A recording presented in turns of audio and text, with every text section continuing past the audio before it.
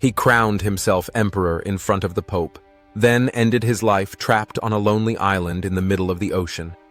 He promised liberty and equality, yet ruled with secret police and strict censorship. Some people call Napoleon Bonaparte a hero who dragged Europe into the modern age. Others say he was a ruthless conqueror who drowned the continent in blood. 200 years later, his fingerprints are still all over Europe's laws, borders, and armies. So who was Napoleon really? A visionary reformer or a power-hungry dictator? Let's uncover the truth. Why Napoleon still matters. Napoleon changed Europe dramatically in just 15 years. That's like going from kindergarten to high school in the blink of an eye. Even today, many European countries still use legal systems shaped by his ideas. The way governments are organized, how armies fight wars, and even where some national borders sit were influenced by his rule. If we don't understand Napoleon, we can't fully understand how modern Europe was built. Where it all began. Napoleon was born in 1769 on the island of Corsica, which had just become part of France. His family wasn't wealthy or powerful. He grew up speaking Italian and often felt like an outsider. Then came the French Revolution. The king was overthrown, nobles lost their privileges, and the old social order collapsed. Suddenly, talented officers could rise fast. At just 24, Napoleon helped recapture an important port city using clever artillery tactics. Military leaders noticed immediately. His big breakthrough came in Italy in 1796. Leading an outnumbered and poorly supplied army, Napoleon moved fast and struck hard, winning battle after battle. Within months, he was a national hero. By 1799, France was unstable. The government was weak and unpopular. Napoleon helped overthrow it and soon became the country's top leader. 4 years later, he placed the crown on his own head and declared himself emperor, making new rules. Once in power, Napoleon reorganized France from top to bottom. In 1804, he introduced the Napoleonic Code, a new legal system that said all men were equal before the law. It protected property and swept away many old medieval privileges.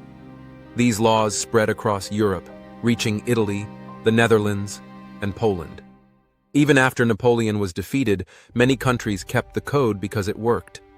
He also rebuilt government administration, created a national bank, expanded public education, and founded schools that trained engineers and scientists. Napoleon even made peace with the Catholic Church after years of bitter conflict. He wasn't only conquering territory, he was exporting a new model of government, a master of war. Napoleon also transformed warfare. He divided his armies into flexible units called corps, each with infantry, cavalry, and artillery. These forces could march separately and then suddenly join for battle, confusing enemies and striking fast. In 1805 at Austerlitz, Napoleon crushed the combined armies of Austria and Russia. The next year, he defeated Prussia in weeks. His victories reshaped Europe.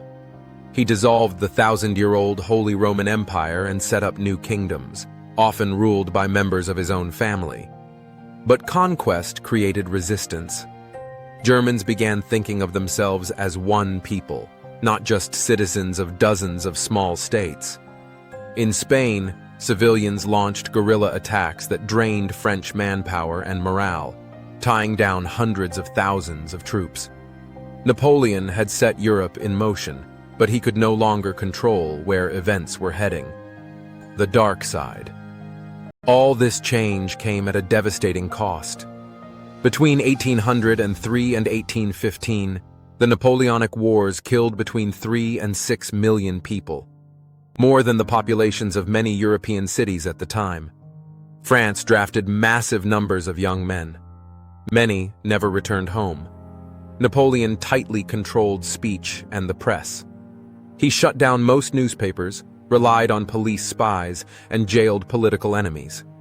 The Napoleonic Code, while fairer to men than earlier systems, was disastrous for women. Husbands controlled family property, and wives had almost no legal independence. Napoleon also tried to weaken Britain by cutting off European trade with them. But this backfired badly, hurting merchants across the continent.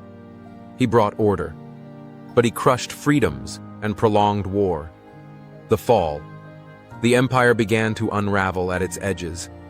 In Spain, French troops faced endless ambushes from local fighters supported by British forces. The grinding conflict drained Napoleon's strength. Then came his greatest gamble. In 1812, Napoleon invaded Russia with over 600,000 soldiers, the largest army Europe had ever seen. Russian forces retreated while destroying farms and food supplies behind them. Napoleon entered Moscow, only to find the city abandoned and burning. Winter closed in. With no shelter, little food, and constant attacks, Napoleon ordered a retreat. Disease, hunger, freezing temperatures, and enemy raids destroyed the Grand Army. Fewer than 100,000 men staggered back. Other European powers seized their chance. They united and defeated Napoleon in 1813.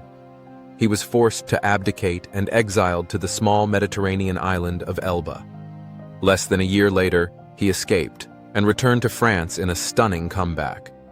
It lasted only 100 days. In June 1815, British and Prussian forces defeated him at Waterloo. This time, he was sent far away to St. Helena, a tiny island in the South Atlantic.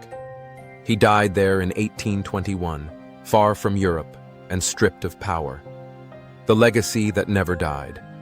Napoleon was gone, but his influence remained. Many countries kept his legal systems and government institutions because they were efficient. The nationalism sparked by resistance to French rule reshaped politics across the 19th century.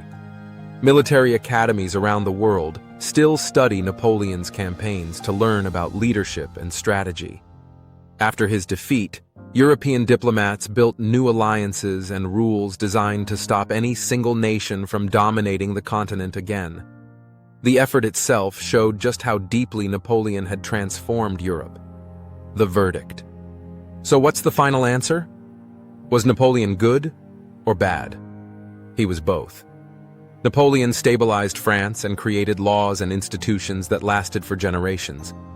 He was also an authoritarian ruler who silenced critics and launched wars that killed millions. He was a brilliant commander and a gambler who eventually pushed his luck too far. What matters most is this: Napoleon reshaped governments, armies, and laws so completely that even his enemies copied his ideas. Very few figures in history have transformed an entire continent so quickly and so permanently. So what do you think? Was Napoleon a reformer who made Europe stronger? Or a conqueror who caused immense suffering?